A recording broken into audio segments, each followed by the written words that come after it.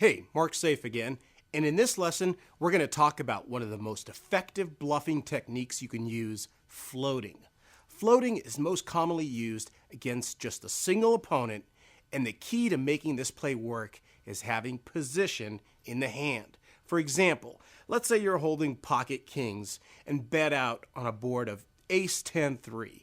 How confident do you feel about your hand if your opponent behind you just flat calls your bet?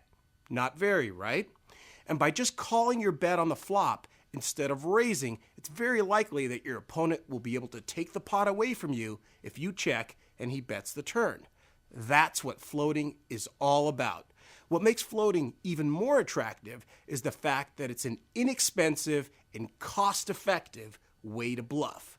Let's look at the last hand again, but this time we'll say your opponent is holding the kings and bets out on a flop of ace-10-3. If you're floating behind him, all you have to do to see another card is just call his bet. If on the other hand you raise, you're putting in between 3 and 4 times your opponent's bet into the pot with the worst hand. That's not very good. It gets very expensive if you try that.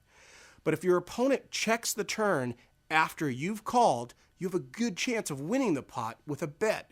If he bets on the turn again, you can float him again or even raise him on the turn to try to steal the pot. But be careful, this is obviously a risky play. You're putting some chips into the pot here.